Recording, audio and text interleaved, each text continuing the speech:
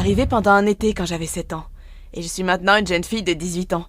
Ma mère travaillait toujours, alors j'étais souvent laissée avec ma grand-mère. Elle m'emmenait toujours manger et après, si j'étais sage, elle m'emmenait au parc. J'avais l'habitude de choisir où nous mangions, alors j'ai choisi McDonald's cette fois-là. J'étais assise et je mangeais mon Happy Meal, et ma grand-mère s'est levée pour aller aux toilettes.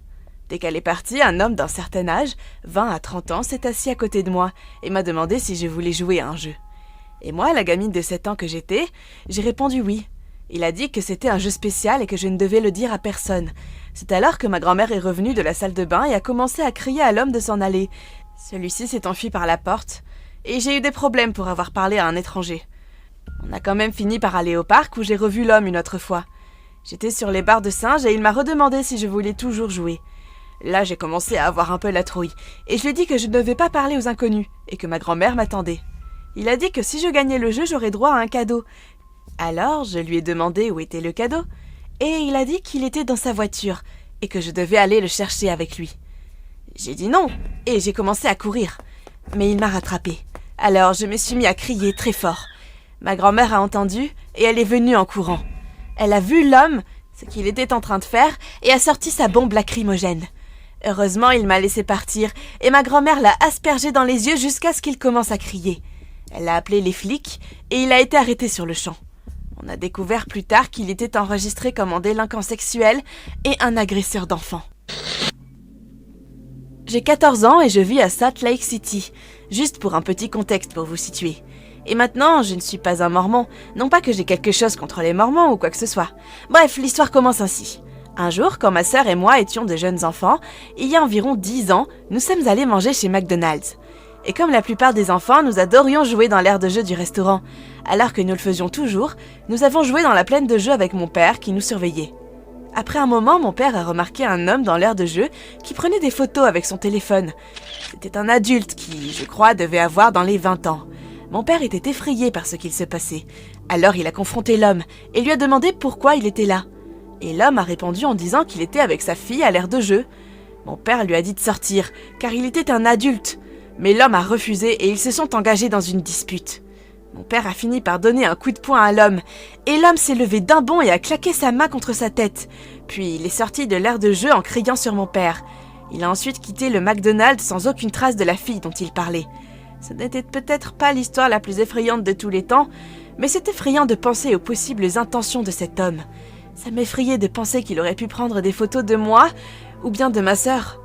Mon père m'a raconté cette histoire. Et j'ai ri à cause de la façon dont mon père a frappé le type. Mais après une profonde réflexion, en fait, je crois que je suis totalement effrayée par cette soirée-là. C'est arrivé il y a environ 1 an, lors de mon premier semestre de l'université. Je suis allée dans une école d'art à New York, et mes camarades et moi avions une folle envie d'un fast-food vers 12h30. Et ce jour-là, nous avons choisi le McDonald's en bas de la rue. En bas de la rue parce que, pourquoi pas?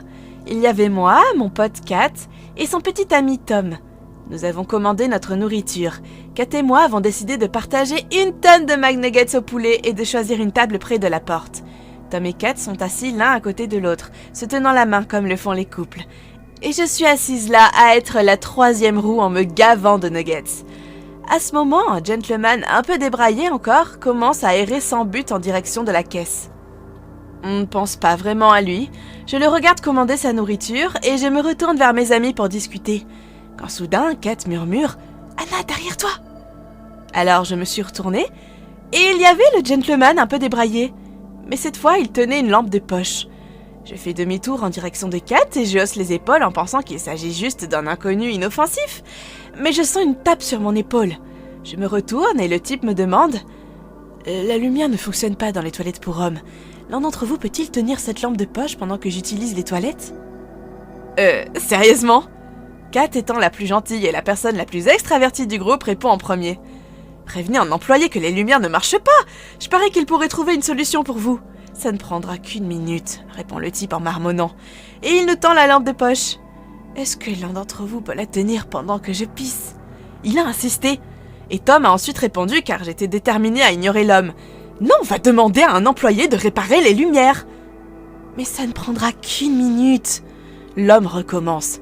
Mais je l'ai interrompu d'un coup ferme. « Dégage !» C'était une situation bizarre. Mais encore plus bizarre, car alors que nous partions, Kat a dit qu'il n'était jamais allé aux toilettes. En premier lieu, comment aurait-il même su que la lumière ne fonctionnait pas? Quand j'avais 6 ou 7 ans, j'avais l'habitude de prendre des cours de natation dans une piscine locale après l'école, 2 fois par semaine, soit le mercredi et le vendredi. Les vendredis, maman m'amenait au McDonald's pour me prendre un milkshake comme cadeau. Et ensuite, je m'asseyais et je buvais mon milkshake. Puis nous rentrions à la maison sans problème. Mais ce jour-là, c'était différent. Je finissais mon milkshake et je devais aller aux toilettes. Je suis donc allée aux toilettes des femmes tout seul, comme je le faisais habituellement. J'ai remarqué qu'une cabine était fermée, mais je n'ai rien fait. Je suis entrée dans la seconde. J'ai fait ce que j'étais venue faire et j'ai tiré la chasse d'eau. J'ai remarqué que la personne de l'autre cabine déverrouillait la porte aussi, mais je n'ai pas entendu de chasse d'eau. Je me suis retournée et c'était un homme, vieux, dégoûtant et grand. Pourquoi était-il là? J'ai dit innocemment que c'était seulement pour les dames ici. Et il m'a demandé « Pourquoi vous pensez que je suis là, petite fille? C'est de la musique à mes oreilles. Où est ta maman ?» Il a pris quelques mèches de mes cheveux et les a fait tourner entre ses doigts. Et puis il a tendu une main pour me saisir par l'épaule. Je me suis dégagée de son emprise et j'ai couru aussi vite que possible. Il fallait que je rejoigne ma mère au plus vite. Et en pleurant, je lui ai raconté ce qui s'est passé. Elle a averti un préposé, mais le temps qu'il vérifie, il avait réussi à s'échapper sans se faire remarquer dans la rue animée. J'espère qu'il n'a jamais réussi à remettre ses mains sur d'autres petites filles. Je travaille dans un petit McDonald's dans un quartier pauvre et dans une petite ville du sud. Et j'ai eu des rencontres avec de nombreux gens étranges. Et j'ai vu des gens assez mal foutus jusqu'à présent. Mais j'ai vu quelque chose aujourd'hui que je pensais que je ne verrais jamais. Et j'ai été choquée par le nombre de personnes qui n'ont rien remarqué ou qui ne se sont pas souciées de ce qui se passait juste à côté d'eux. Je travaillais derrière le comptoir à partir de 19h et il y avait beaucoup de monde dans le hall, même quelques enfants aussi. J'aime bien les enfants, donc j'ai l'habitude de les regarder jouer dans le hall, parce qu'ils sont vraiment mignons. Mais j'ai été distraite par la quantité importante de clients que nous devions servir, et je les ai ignorés pendant environ 15 minutes. J'ai entendu un homme demander à voix basse, presque en chuchotant « Alors, quel âge as-tu » Je me suis retournée pour voir ce type extrêmement grand avec le crâne rasé. Il portait une chemise rouge tout en parlant à une petite fille qui semblait avoir environ 5 ou 6 ans. Il y avait un petit garçon du même âge sur ses épaules qui gloussait. C'étaient de beaux enfants avec des cheveux blonds et des yeux bleus. J'ai vu qu'ils étaient heureux et le gars semblait sympathique, mais quelque chose dans ma tête était extrêmement inquiète. J'avais un énorme soupçon en voyant ça, que ces enfants n'étaient pas les siens. Quel homme adulte demanderait à une petite fille son âge? Et s'il savait qui ils étaient, ne le ferait-il pas? Ne le saurait-il pas déjà? Pourquoi s'en soucierait-il? Mais après cela, il a dit quelque chose qui a fait chuter mon cœur. « Tu devrais venir avec moi maintenant. J'ai un petit frère qui a 6 ans aussi. Allons jouer avec lui. » Et là, il a commencé à se diriger vers la porte, avec le petit garçon sur ses épaules et la fille qui le suivait. J'ai immédiatement tiré pour que la porte se referme sur lui, juste au moment où une dame aux cheveux blonds est sortie de la salle de bain en criant « Hé, où allez-vous les enfants? Venez ici immédiatement !» Le grand gars s'est figé avec ses yeux aussi grands que des soucoupes. Il était complètement pétrifié. La dame a alors pris la petite fille dans son bras et a tendu la main vers le garçon pendant que le grand homme le laissait tomber en bégayant. « Oh, je jouais juste avec vos enfants. Ils sont vraiment gentils. J'aime beaucoup les enfants, » dit-il avec un sourire nerveux. La dame blonde a alors lâché un petit sourire sans retour, mais avait toujours les yeux qui disaient clairement « Restez loin de mes enfants, espèce de vieux con !» Mais sa bouche a fini par dire « Oh, je suis contente que vous ayez passé un bon moment, mais nous devons commander maintenant. » Et elle a ramené ses enfants dans le restaurant. Le grand type s'est empressé de sortir et la dame a serré ses enfants contre elle, pendant tout le moment où elle était dans le restaurant, même lorsqu'il mangeait. Si je revois un jour ce type à mon travail, je vais immédiatement appeler les flics pour les prévenir. Qui sait ce qui serait arrivé à ces enfants si je n'avais pas prêté attention, ou si leur mère n'était pas sortie de la salle de bain à cette seconde précise. Je pense vraiment que c'est horrible qu'elle ait laissé ses enfants sans surveillance dans un restaurant aussi plein. Mais personne ne mérite de perdre ses enfants à cause d'un sale type dégoûtant avec un sourire de malade comme lui. Ma sœur avait 12 ans lorsque ça s'est produit, juste une décennie plus tôt. Ma sœur a toujours été très grande et semblait beaucoup plus vieille devant les amis de son âge. Un jour, ses amis et elle étaient en train de faire du shopping lorsqu'ils ont décidé de passer par un McDonald's pour se prendre un petit repas. Ce magasin en particulier était une sorte d'événement où les enfants venaient passer du temps avec Ronald McDonald. Bref, ma sœur était restée devant la table pour la réserver pendant que ses amis prenaient quelque chose à manger. Ma sœur était assise tranquillement lorsque le clown lui-même s'est arrêté et lui a donné un petit sourire qu'elle a aussi rendu. Sauf que le type ne voulait plus la lâcher du regard. Il est juste resté là, à la regarder. Jusqu'à ce que celle-ci commence à devenir de plus en plus mal à l'aise. Et il a dit alors « Qu'est-ce que tu fais là? Et quel âge as-tu » Elle lui a répondu en disant qu'elle avait 12 ans, mais il a fait un signe de la tête qui montrait qu'il ne croyait pas à ce qu'elle disait. Il lui a ensuite dit combien elle était belle, et il lui a touché le bras. Heureusement pour elle, son ami est revenu juste à temps, et il a quitté les lieux assez rapidement. Ma sœur était évidemment un peu terrifiée, et a demandé à ses amis de prendre leur commande et d'aller manger à un autre endroit. Elle en a seulement parlé à moi et à nos parents quelques années plus tard. Personne ne connaît les vraies intentions de ce clown, mais il est évident que ça ne lui a pas du tout plu. Je suis allée au lycée et au collège avec un grand maigrichon à qui j'avais occasionnellement des interactions avec. Mais j'ai toujours eu une impression bizarre, surtout lors de mon année de terminale. J'ai vu un post sur Facebook qu'il avait fait et qui disait « Je parie que je pourrais avoir plus de kills que le technicien de Virginie si je le voulais, mais je ne le veux pas. » Malgré le fait qu'il ait dit qu'il ne le voulait pas, j'ai trouvé ça assez inquiétant pour le signaler à l'école. Et quelques mois plus tard, il est sorti de JJC. Et pour faire court, il avait découvert que je l'avais dénoncé. On avait apparemment fait la paix après avoir fumé de l'herbe avec certains amis en commun, et c'était suffisant pour que je ne m'attende pas à me faire sauter dans le couloir à tout moment. On a tous les deux fini par aller dans un collège local, et je le voyais dans les environs du campus. Dès qu'il me voyait, nous avions de brèves conversations gênantes sur la vie, et je faisais de mon mieux pour rester polie sans pour autant montrer que j'avais un peu peur de lui. Puis un jour, je suis allée au McDonald's avec mon colocataire, quand j'ai entendu quelqu'un me chuchoter à l'oreille. « Je vais te tuer un jour ou l'autre. » Je me suis retournée pour le voir en train de me sourire et de me faire signe avant de s'éloigner. Je ne l'ai pas revu depuis, mais je reste toujours en alerte pour le prochain moment où on se reverra. La prochaine fois que je le rencontrerai au hasard.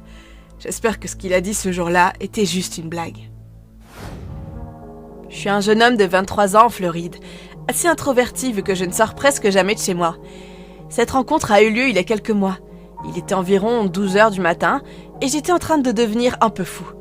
J'avais besoin de sortir et de me détendre avec quelqu'un, alors j'ai envoyé un texto à une femme spéciale, une amie à moi.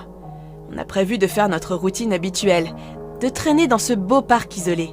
Je suis allée la chercher et on a roulé jusqu'à notre endroit. Et nous avons passé quelques heures à discuter de tout et n'importe quoi. Puis elle a eu faim, alors on a décidé de faire un saut dans la voiture et de rouler un peu sur la route jusqu'à un McDonald's. Hurrah pour le fast-food 24/24 et 7 jours sur 7. Mais c'est ici que les choses ont commencé à devenir bizarres. Au lieu de passer par le service au volant, elle a commandé son repas pendant que j'allais aux toilettes pour me laver les mains. Je suis un peu maniaque de la propreté, mais j'aurais bien aimé ne jamais être entrée dans ces toilettes-là cette nuit-là. Dès que je suis entrée dans la salle de bain, j'ai vu ce type debout devant l'un des séchoirs.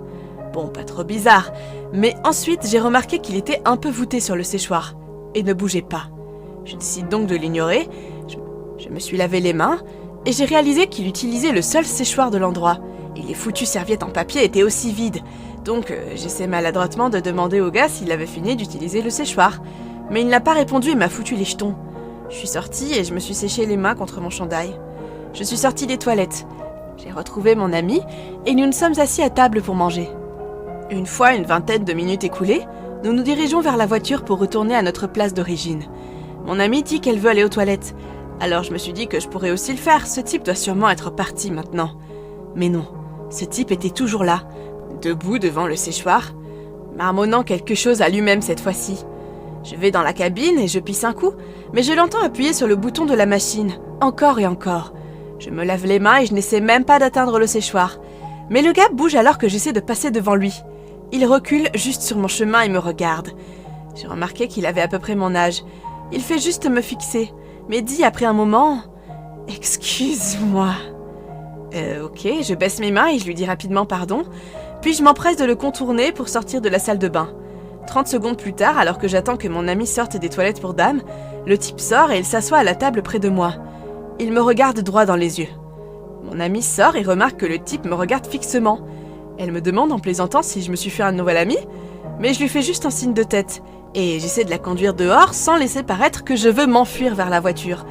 Puis il fait la chose la plus bizarre. Il s'est mis à glousser comme un fou, comme s'il venait d'entendre une blague. Et là je me dis, oh purée, un mec fou et drogué, c'est jamais une bonne nouvelle. Puis il s'arrête soudainement et regarde en bas, à mes pieds. Et il dit, tu as de belles chaussures, Osiris.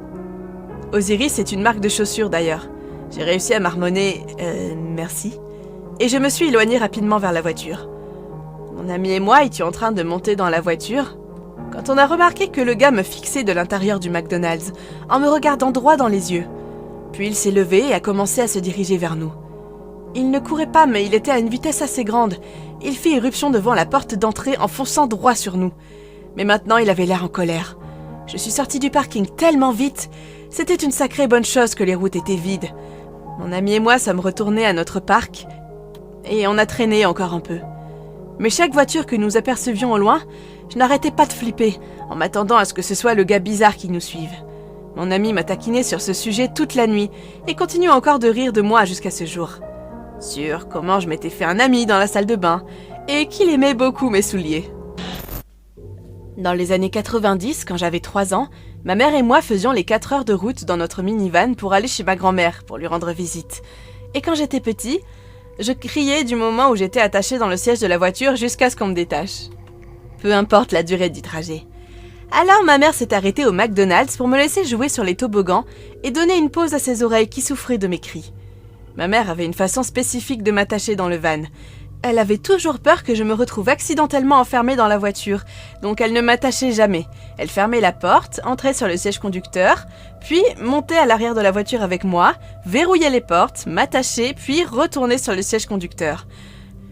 Quand on a quitté McDonald's, elle est passée par son rituel habituel en me mettant dans mon siège, une fois qu'elle est montée et a verrouillé les portes.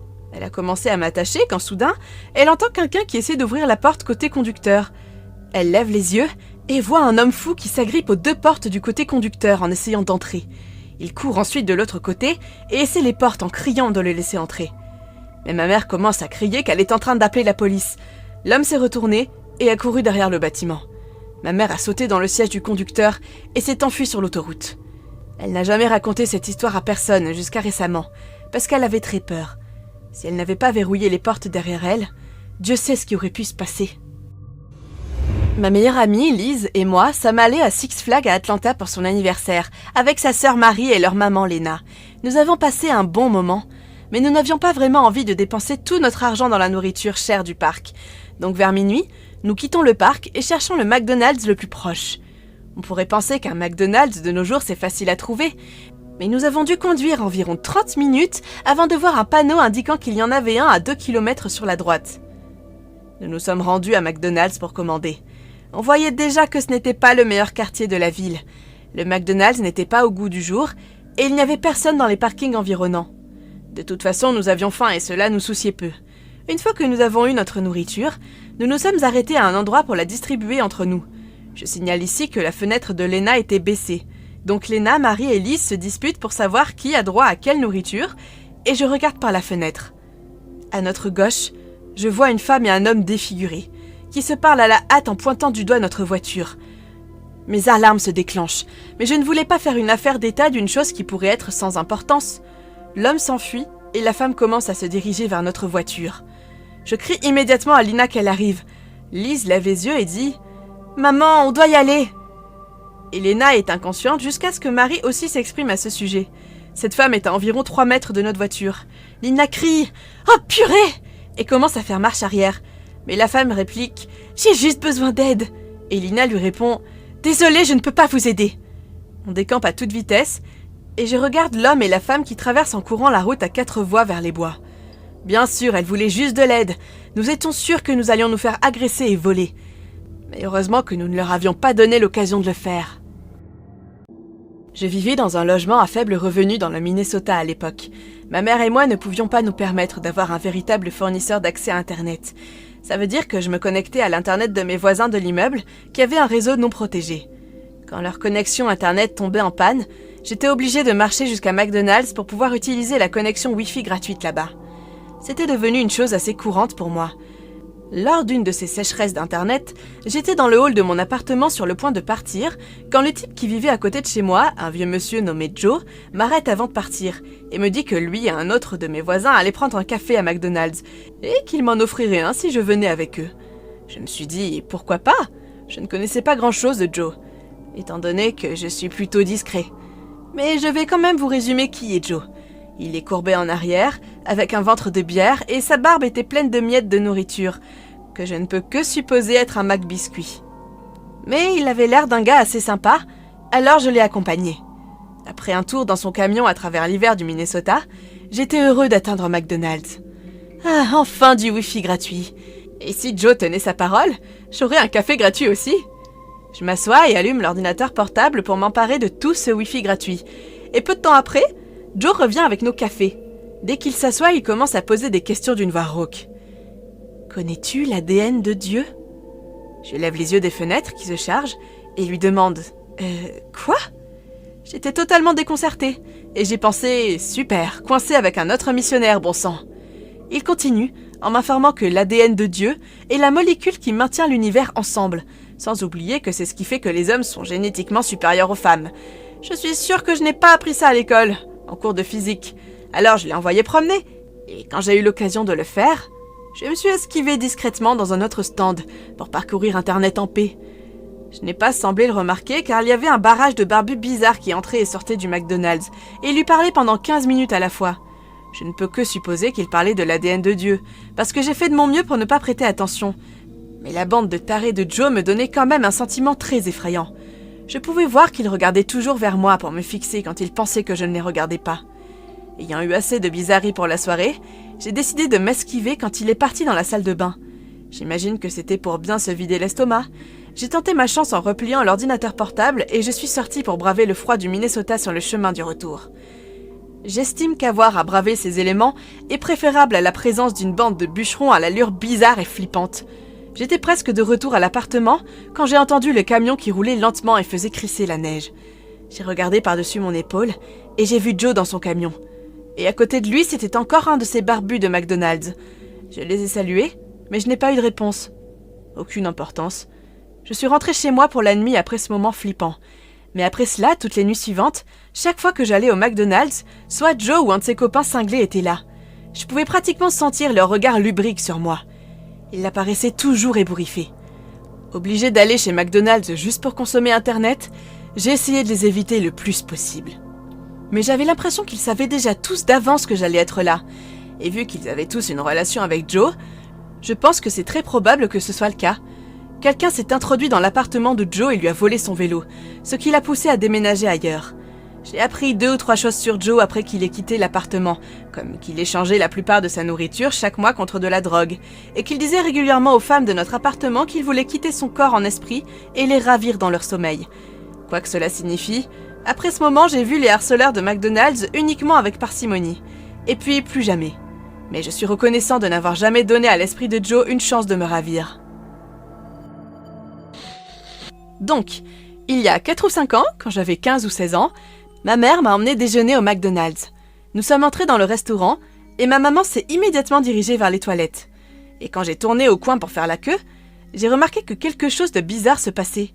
Il y avait un homme au comptoir qui agissait super étrangement et beaucoup de gens dans la queue s'éloignaient de lui et se rassemblaient dans une petite foule plus loin. L'homme a commencé à crier fort sur la femme derrière la caisse et à taper du poing sur le comptoir. Il a soulevé sa chemise pour s'exposer à la dame et a commencé à crier des mots extrêmement vulgaires. Et c'est là que je suis intervenue, puisque personne ne l'avait fait. C'était le moment de briller. J'ai pensé être un jeune punk. Je pensais que j'allais être le héros. J'ai marché jusqu'à cet homme et j'ai crié quelque chose du genre « Hé petit morveux, arrête tes conneries et barre-toi d'ici !» Il se retourne et expose sa poitrine à moi et crie du charabia au sommet de ses poumons. J'ai alors pensé que ce serait une bonne chose de lui donner un faux coup de poing pour l'effrayer et le faire fuir. Mauvaise idée. Il enfonce immédiatement sa main dans sa poche et en sort un énorme couteau. Je ne sais même pas comment il a pu cacher ce truc-là. Il se tenait juste devant lui et il se met à hurler de plus belle. Tous ceux qui faisaient la queue avant lui et qui étaient derrière moi se dispersaient et se mettaient à crier. À ce moment-là, heureusement pour moi, ma mère est sortie de la salle de bain et a remarqué que j'étais dans le pétrin. Elle m'a immédiatement attrapée par l'arrière de ma chemise et m'a traînée hors du McDonald's en me criant dessus. Je lui ai expliqué ce qu'il s'était passé et m'a dit que j'étais complètement stupide de tenter quoi que ce soit et que cet homme était probablement un malade mental. Quelqu'un est sorti du restaurant en me cherchant et a dit qu'ils avaient calmé l'homme et ont discrètement appelé la police pour ne pas l'énerver à nouveau. Nous avons attendu dans le parking et la police est arrivée peu après. Ils ont arrêté l'homme. Et pendant qu'ils étaient en train de l'emmener dehors vers une voiture de police, l'homme m'a regardé droit dans les yeux. Il a souri et a crié « Je t'étriperai la prochaine fois! Je te jure que je t'étriperai, jeune garçon !» Je crois que ce sera la dernière fois que j'essaierai d'intervenir à nouveau. Pour un peu de contexte sur l'histoire, je devais retrouver mes amis et mes futurs colocataires dans une agence immobilière. On s'était tous rencontrés une semaine avant et nous avions déjà rassemblé notre argent pour payer le loyer d'un appartement 3 500 $. J'étais plus ou moins en charge de trouver et acquérir l'appartement. Et par conséquent, j'ai également été déléguée pour détenir l'argent de tout le monde. Je suis une personne particulièrement opportune et je n'aime pas être en retard quelque part. Donc j'ai réussi à aller au bureau de l'agent immobilier environ 30 minutes à l'avance. Ayant manqué le déjeuner, j'ai décidé de prendre quelque chose dans le menu au McDonald's d'à côté. J'entre et c'est un McDonald's assez cliché. Quelques étudiants, quelques sans-abri, un homme asiatique plus âgé assis à une table à lui tout seul à côté de la salle de bain. Je devais aller aux toilettes, alors je suis rentrée dans la salle de bain pour faire mon truc. C'était une salle de bain pour une personne et la porte était un peu cassée, l'empêchant d'être en mesure de fermer complètement. Je commence à faire pipi quand j'entends quelques bruits de pas derrière moi et un gloussement bizarre. Je ne suis pas bon d'habitude pour arrêter de faire pipi, mais cette fois-ci c'était pile au bon moment. Je me retourne et je le vois essayer de fermer la porte derrière moi, à tâtonner maladroitement avec la poignée standard en argent que l'on trouve dans ces types de salles de bain. Mon esprit, sachant que j'avais autant d'argent dans mon sac à dos, se transforme instantanément en une réaction de combat. Je me précipite vers lui et saisis ses épaules en le poussant vers le haut contre le mur. Mais je n'ai réussi qu'à dire les mots « Non, non, non !»